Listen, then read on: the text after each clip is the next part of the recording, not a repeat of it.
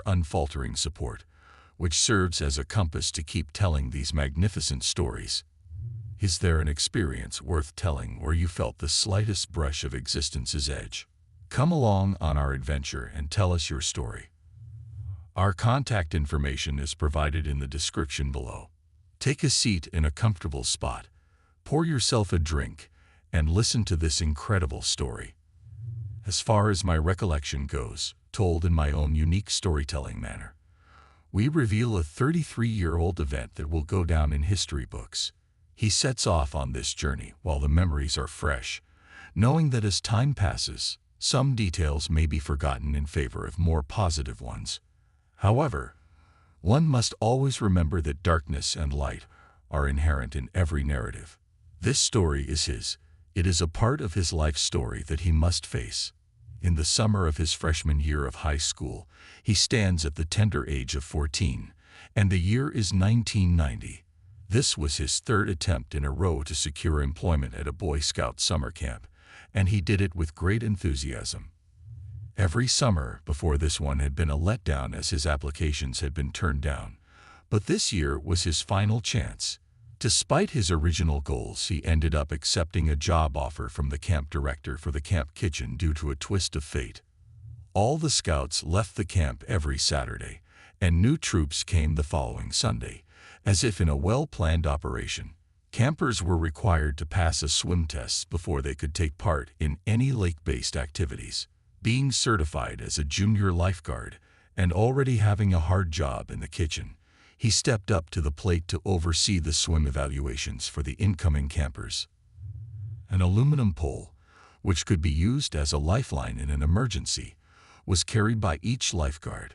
The swimmers had to swim 2 laps without assistance in a boat slip that was surrounded by a 3-sided dock, with the open side marked by a rope. Throughout the day, his watchful eyes had watched as multiple sets of campers breezed through their assessments. A 13-year-old child, though, was caught up in a fight and yelled out for help during one assessment. The urge to act as a lifeguard took over, even though he could have lowered the pole so the boy could reach it. Jumping into the water with his legs out like a biker, he did it almost reflexively. Quickly, he cradled the boy in his arms, swiveling him around to take a safe carrying position with his arm over his chest. Even though it was exhausting for the boy's energy, and he was unresponsive, this grip managed to calm him and make him feel safe. He changed his hold, and now he was holding the youngster under his chin. Anxiety quickly took hold as the boy's feeling of safety diminished as a result of this decision. A roundhouse right punch landed firmly on his skull, causing a serious and confusing blow. While the boy's heart raced in a moment of panic, he found himself sinking more and farther into the haze as he battled to stay conscious.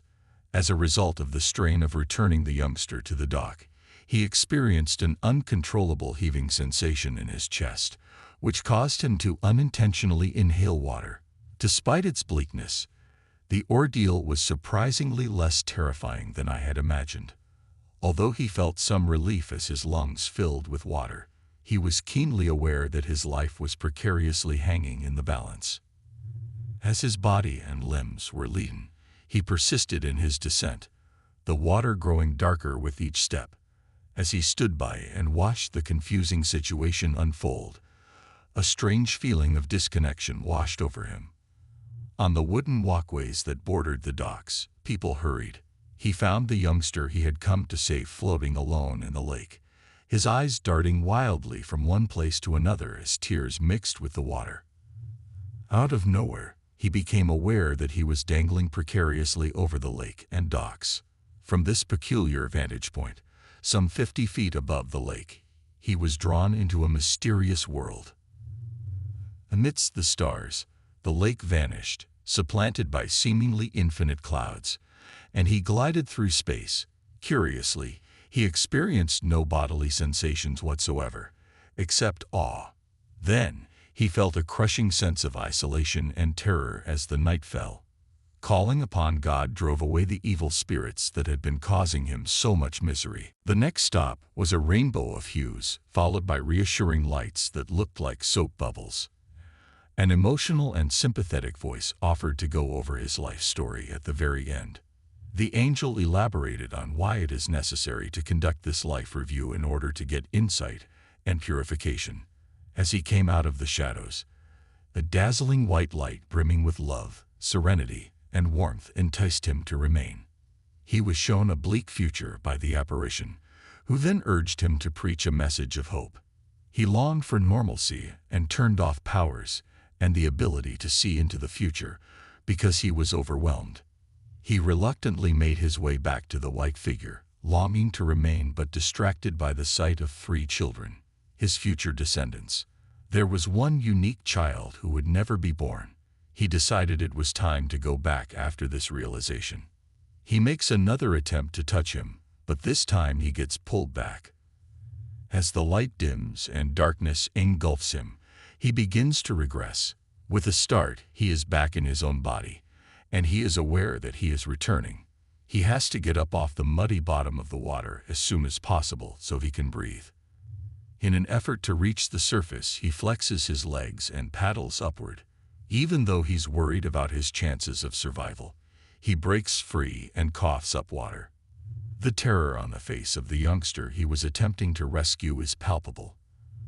Ironically, he begins to help him. He takes deep breaths of fresh air as he keeps coughing and gasping.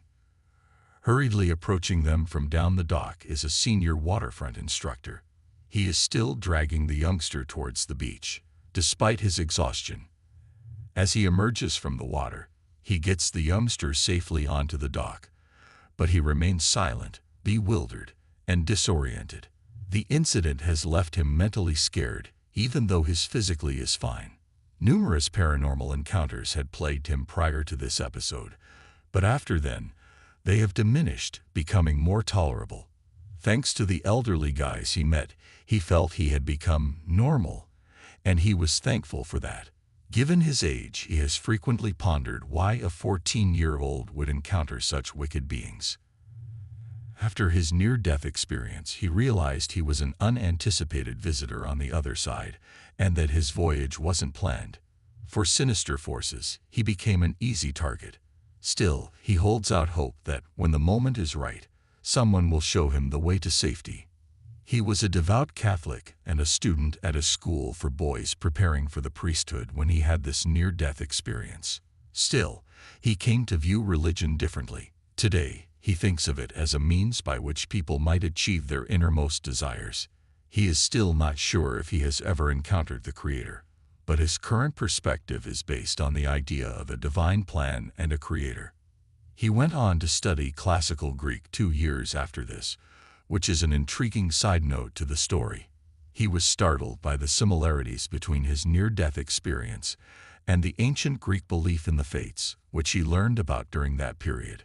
Years down the road, he finally met the lady he would marry, and he had an instantaneous connection. They had 3 children as expected, with the exception of one who was never born due to a miscarriage. What he has learned from his experiences is that our deeds have far-reaching consequences, both good and bad, and that we will realize this in the next life. Good and evil, light and dark, agony and tranquility all coexist, he says. He is cognizant of the fact that people have the capacity to destroy themselves. Most importantly, he is aware that our souls continue to exist after death, even if he has not yet fully understood this. According to him, when we die, the spirits we chose to travel with rejoin us in the afterlife. When they first met, this was how he recognized his wife. We mature and become more authentic with each passing life, molded by the trials and tribulations